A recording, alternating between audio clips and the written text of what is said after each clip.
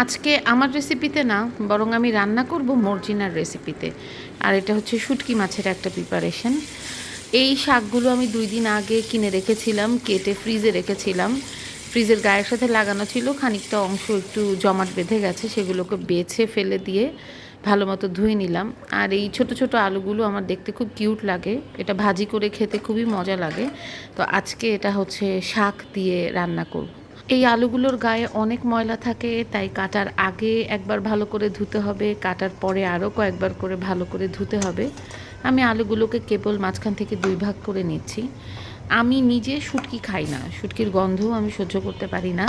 কিন্তু আজকে ইফতারে আমার বাসায় এমন একজন মেহমান এসেছেন, আমি জিজ্ঞেস করলাম কি খাবেন, বললেন যে শুটকির তরকারি দিয়ে ভাত, এবং স্পেসিফিক্যালি বললেন যে শাকের সাথে আলু আর শুটকি দিয়ে যদি ঝোল ঝোল রান্না করতে পারি তাহলে খুবই ভালো হয়। এখন পারবো না কেন, পারবো, যদিও আমি কখনো খাইনি, কিন্তু রান্না করা তো এমন কোনো রকেট সায়েন্স না। আসলে আমি ঢাকাতে বড় হয়েছি, ঢাকাতে জন্মেছি, আমার আম্মুও ঢাকায় জন্মেছে, ঢাকায় বড় হয়েছে। সুতরাং গ্রাম বাংলার রান্না আমি আসলে কমই পারি, আমাদের বাসায় সেভাবে খাওয়া হতো না। আর শুটকি আমার বোন আর মা খায়, কিন্তু আমি আর আমার বাবা শুটকির গন্ধ সহ্য করতে পারি না। সুতরাং মর্জিনার কাছ থেকে রেসিপি নিয়ে আজকে মর্জিনার রেসিপিতে আমি শুটকির ঝোল রান্না করব। প্যানের ভেতরে খানিকটা রসুন এবং পেঁয়াজ দিয়ে দিলাম তেলের সাথে। এরপর দিয়ে দিচ্ছি লবণ এবং কিছু বেসিক মশলা, যেরকম হলুদের গুঁড়ো, মরিচের গুঁড়ো, ধনিয়ার গুঁড়ো। এরপর মর্জিনা আমাকে বলল আদা বাটা, রসুন বাটা দিতে হবে। আমি বললাম শাক রান্নায় আদা রসুন বাটা? মর্জিনা বলল যেহেতু আপনি শুটকি দিয়ে রান্না করছেন, তো শুটকির ভেতরে আদা রসুন বাটা না দিলে গন্ধ আসবে। আমি শুটকি খাই না, সুতরাং দিতে হবে কি হবে না আমি জানি না। আমি মর্জিনার কথা মোতাবেক আদা রসুন বাটা দিয়ে দিলাম এবং সেটা দিয়ে মশলাটাকে আমি একটুখানি কষিয়ে নিচ্ছি। একটু পানি দিয়েও কষাতে হবে, নতুবা মশলার কাঁচা গন্ধটা রয়ে যাবে। আর কুচি পেঁয়াজের বদলে মনে হয় বাটা পেঁয়াজও দেওয়া যাবে, তবে আমার পেঁয়াজ কুচি দিয়ে রান্না করতেই কমফোর্টেবল লাগে। খুব বেশি পানি না, মশলাটা কষাতে যতটুকুন পানি প্রয়োজন ততটুকুনি দিয়েছি আমরা। আর ভাজা জিরের গুঁড়োটা আমি দিচ্ছি মশলাটা কষে যাবার পরে। এই রান্নাতে আসলে সব মশলাই কম পরিমাণে দিতে হবে। ভাজা জিরার গুঁড়ো এই জন্য পরে দিলাম, কাঁচা জিরা বাটা হলে অবশ্যই আগে দিয়ে দিতে পারেন। মশলাটা কষানো হয়ে গেলে দিয়ে দিচ্ছি আমি টুকরো করে রাখা আলুগুলো।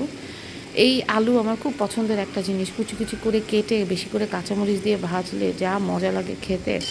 আলুটা দিয়ে আমি মশলাটাকে আরেকটু ভালোভাবে কষিয়ে নিব। শাক রান্না হতে বেশি সময় লাগে না, তাই শাক আর আলু একসাথে দিলে কিন্তু আলুটা সেদ্ধ হবে না, তাই আগে দিতে হবে। ছুরি শুটকি নিয়েছি আমি, শুটকিকে গরম পানিতে ভিজিয়ে রেখে ভালোভাবে ধুয়ে নিয়েছি। সাইডের অংশগুলো কেটে ট্রিম করে দিয়েছি এবং একটু বড় বড় পিস করেছি। এবার শুটকিগুলো দিয়ে দিলাম আমাদের মশলার ভেতরে। কয়েক মিনিট ভালো করে কষিয়ে তারপরে আমরা পানি দিয়ে রান্না করব। আর তাছাড়া শাক চুলায় দেওয়ার পরে শাক থেকে কিন্তু প্রচুর পানি ছাড়ে, সেটাই আমাদের তরকারির ঝোল হবে। এই যে মশলাটা শুকনো হয়ে গেছে, আমি তেলটা কম দিয়েছি, সুতরাং কড়াইয়ের সাথে লেগে যাচ্ছে। এবার পানি দিয়ে দিচ্ছি। অনেকেরই মনে হতে পারে আমার কড়াইটার কালার এরকম কালো কেন, বা কড়াইটা মনে হয় ময়লা। বিশ্বাস করেন, এই কড়াই ময়লা না, এই কড়াইটা আমি অনেক বছর যাবৎ ব্যবহার করি এবং এটা আসলে তাপে পুড়ে পুড়ে পুড়ে পুড়ে কালো এবং নন স্টিকি হয়ে গেছে। এরকম কড়াই আমাদের সবার বাড়িতেই আছে। ময়লা হওয়া আর সেটাকে পুড়িয়ে পুড়িয়ে প্রপারলি সিজনিং করা, দুইটা কিন্তু এক জিনিস না।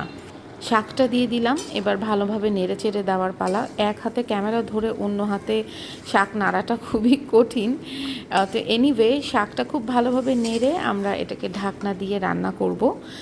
খুব হাই হিটে না, আবার খুব কম হিটেও না। খুব কম হিটে রান্না হলে শাকটা রান্না হবে না, সেদ্ধ হবে না। আর হ্যাঁ, এখানে হচ্ছে আমরা লাউয়ের শাক নিয়েছি, তবে আমার মনে হয় পালং শাক দিয়ে রান্না করলেও ভালো লাগবে।